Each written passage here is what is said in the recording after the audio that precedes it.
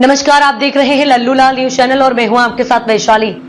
कांग्रेस नेता प्रियंका गांधी वाड्रा के पति और व्यवसायी रॉबर्ट वाड्रा एक बार फिर प्रवर्तन निदेशालय की जांच के घेरे में 2008 में हुए हरियाणा भूमि सौदे से जुड़े इस धन शोधन मामले में बुधवार को लगातार दूसरे दिन उनसे पूछताछ की गई। ये पूछताछ करीब 6 घंटे तक चली। पूछताछ के बाद बाहर आते हुए वाड्रा ने तंजिया लहजे में कहा, बहुत प्यार है इन लोगों को, मेरे से मुझे बुलाते रहेंगे, जय हिंद। वाड्रा को अब गुरुवार को फिर से पेश होने के लिए कहा गया। ये लगातार तीसरा दिन होगा जब उनसे ईडी सवाल जवाब करेगी। बुधवार को हुई पूछताछ में वाड्रा से वही पुराने सवाल दोहराए गए जो इससे पहले भी पूछे जा चुके हैं। सूत्रों के मुताबिक उनसे जमीन की खरीद फरोख्त, पैसे के स्रोत और कुछ संदिग्ध लेन देन से जुड़े सवाल किए गए। इससे पहले मंगलवार को भी वाड्रा से लंबी पूछताछ की गई जिसमें उन्होंने सहयोग की बात कही थी। बुधवार को पूछताछ के बाद उन्होंने मीडिया से बातचीत में साफ कहा कि हरियाणा सरकार मुझे इस मामले में पहले ही क्लीन चिट दे चुकी है, फिर भी ईडी की पूछताछ जारी है। रॉबर्ट वाड्रा ने जांच एजेंसियों पर राजनीतिक बदले की भावना से कार्रवाई करने का आरोप लगाया। उन्होंने कहा, मैं गांधी परिवार का हिस्सा हूं जो हमेशा से लोगों के हक के लिए लड़ता आया हूं। यही वजह है कि बीजेपी सरकार हमें बार बार निशाना बना रही है। अगर मैं बीजेपी में होता तो मुझे ये सब नहीं होता। उनके लिए अलग मापदंड है। वाड्रा ने कहा कि सिर्फ उन्हें ही नहीं बल्कि उनके परिवार को भी टारगेट किया जा रहा है। मेरी सास सोनिया गांधी और राहुल गांधी पर भी आरोप लगाएंगे। जितना हमें परेशान किया जाएगा हम उतना ही मजबूत होकर सामने आएंगे।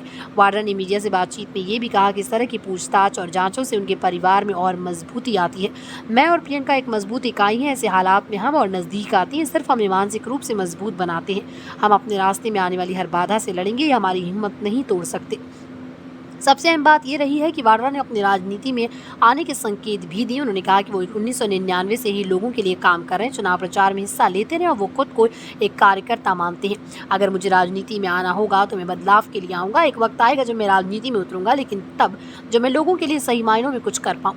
इस बयान को कांग्रेस खेमे में नई हलचल के तौर पर देखा जा रहा है क्योंकि अब तक रॉबर्ट वाड्रा सार्वजनिक रूप से राजनीति में कदम रखने से बचते रहे।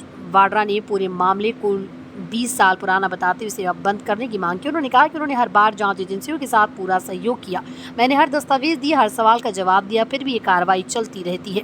अब वक्त आ गया कि इस मामले को बंद किया जाए। उन्होंने ये भी कहा कि इस तरह की कार्रवाई का कानूनी या तार्किक आधार नहीं है, सिर्फ राजनीतिक बदले की भावना से उन्हें बार बार बुलाया जाता है।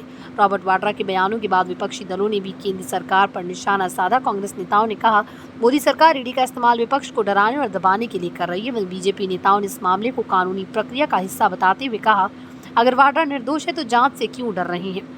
एक तरफ जहां रॉबर्ट वाड्रा लगातार ईडी की कार्रवाई को राजनीतिक प्रतिशोध बता रहे हैं, वहीं एजेंसी अपनी जांच में कोई ढील नहीं दे रही। गुरुवार को उनसे फिर पूछताछ होनी। इस बीच वाड्रा की राजनीति में आने के संकेत ने एक नई बहस को जन्म दे दिया है।